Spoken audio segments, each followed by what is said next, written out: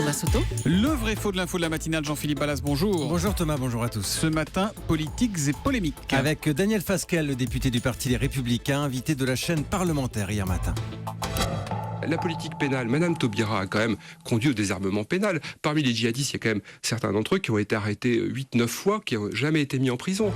Parmi les djihadistes, certains ont été arrêtés 8-9 fois, jamais mis en prison. Affirmation de Daniel Fasquelle, qui met en cause donc, la politique pénale de Christiane Taubira. Vrai ou faux pour les 8-9 fois et jamais de prison? Alors je dis faux Thomas, parce qu'il y a ici plusieurs imprécisions. D'abord, on ne parle pas de certains djihadistes, mais d'un cas en particulier. Omar Ismaël Mostefai, c'était l'un des kamikazes du Bataclan, 29 ans, né en région parisienne, et condamné effectivement à 8 reprises pour ce qu'on appelle des délits de droit commun. Est-ce que vous avez un peu le détail de ces condamnations? Alors oui, il y a eu des vols, violences, outrages, également des conduites sans permis, mais jamais de peine de prison ferme. Donc là, Daniel Fasquelle a plutôt raison, Jean-Philippe. Oui Thomas, sauf qu'il a tort de mettre en cause la politique de Christiane Taubira. Pour une raison objective, très simple, vous allez voir, c'est une histoire de calendrier. Parce que les condamnations d'Ismaël Mostefai ont eu lieu entre 2004 et 2010. Et à l'époque, c'est la droite qui est au pouvoir. À la justice, on verra entre autres Pascal Clément, Rachida Dati, Michel Alliot-Marie, mais pas Christiane Taubira, qui, elle, n'est garde des Sceaux que depuis 2012. Bon, effectivement, Voilà. le calendrier ne colle pas. Dernière question,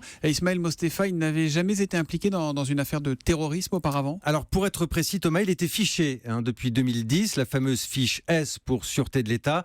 Les services de renseignement avaient noté sa radicalisation, suspicion donc, mais pas condamnation. Le procureur de Paris l'a rappelé, il n'avait jamais été impliqué dans un dossier terroriste. Et en tout cas, on note qu'il y a beaucoup de polémiques et beaucoup de... Les questions au gouvernement mardi sont très mal passées dans l'opinion, ça s'est chamaillé, on était en deuil national. C'est juste histoire de dire que c'est pas obligé de faire systématiquement de la politique dans ce genre de dossier. Voilà. Et on en parlera avec Alain Juppé qui sera à 8h20, l'invité de Jean-Pierre Elkabbach pour l'interview politique d'Europe 1. À demain, Jean-Philippe. À demain.